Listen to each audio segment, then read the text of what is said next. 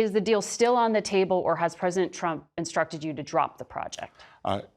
Margaret, it is impossible to have an economic deal without a peace deal. The sine qua non for an economic deal is that Ukrainian leadership wants a peace deal. I thought this was a building block towards getting to a peace deal. It was supposed to be, but President Zelensky came into the Oval on Friday.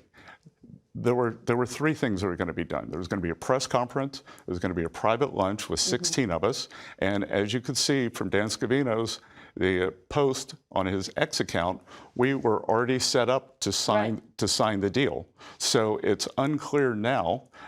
President Zelensky has thrown off the sequencing. And Margaret, let me tell you the most tragic part of this.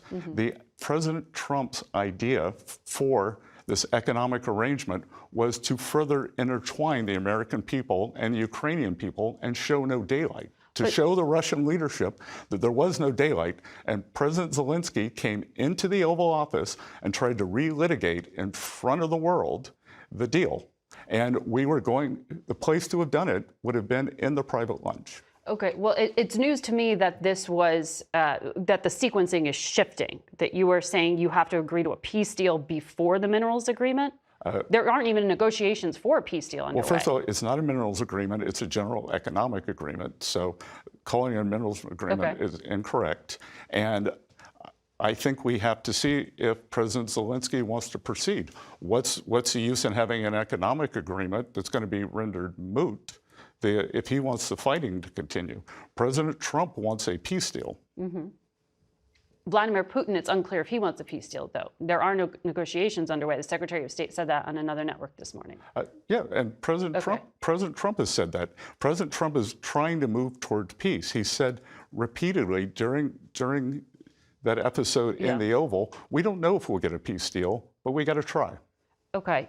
Last Sunday, President Trump's envoy, Steve Witkoff, said on another network that the plan for negotiations was the so-called draft Istanbul Protocol.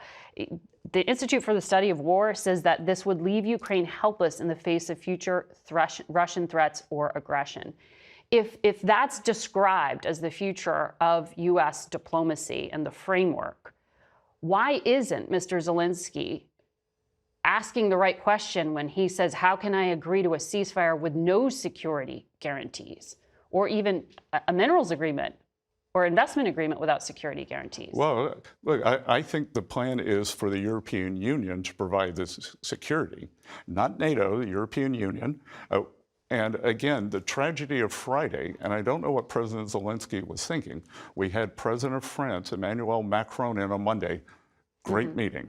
We had Prime Minister Keir Starmer on Thursday. Fantastic meeting. They were all on board the arc of the peace agreement.